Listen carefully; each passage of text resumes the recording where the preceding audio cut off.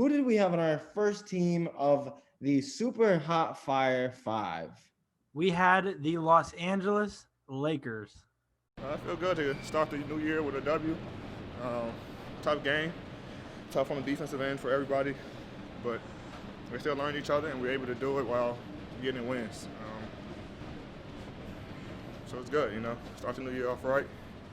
I want to Memphis to try to get two more. The Lakers started off with a nice little run this week. They started off the season with the Clippers. We saw that game. The Clippers played well.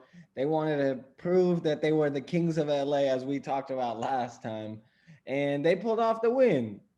Lakers bounced back, beat Dallas, beat Minnesota, lost to Portland at home, and then just recently beat San Antonio twice in San Antonio. So that leaves them at 4-2 to start the season. Any surprise you're seeing here from the Lakers so far, Caleb?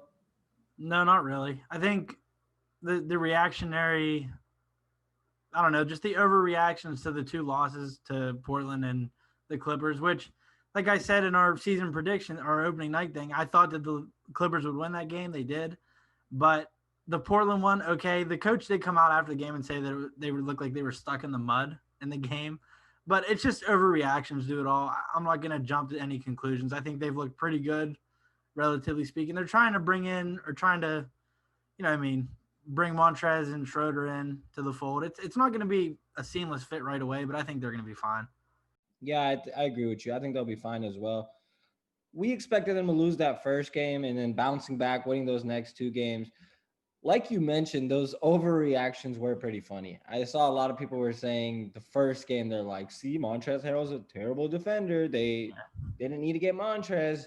And same thing with Schroeder in the beginning. A lot of people were complimenting him, but again, it's a little bit too extreme. We don't want to act like Schroeder is an all-star. And I've seen Lakers Twitter mention that Schroeder can be an all-star this year, which, again, extreme, but I think it's just best to refrain from getting on the extremes of anything right now with the Lakers. They look like they're resting right now. They're obviously winning games, but you can tell LeBron's not giving it his all, and he doesn't need to. They want coming off a championship, off a little bit of a hangover, I'm sure, coming from 2-3 months off, and I think they had the shortest amount of days off of any sport ever. So yeah, like we see the Heat struggling too to start out the year. So I mean, these players are probably just taking it real slow to start out the year. I don't really blame them, but like I think what the Lakers thing is, their thing's just getting into the playoffs. Like as long as they make the playoffs, they're going to be fine. You know what I mean? Like they don't need to really worry about seeding that much because come playoffs, do you really think they're going to have full capacity at stadiums with fans? I think fans will be eventually back, but I don't think it's going to be full capacity. So I wouldn't worry too much about seeding. As long as they're a top 4 seed, they're probably good for the playoffs. I wouldn't worry too much about them dropping early regular season games.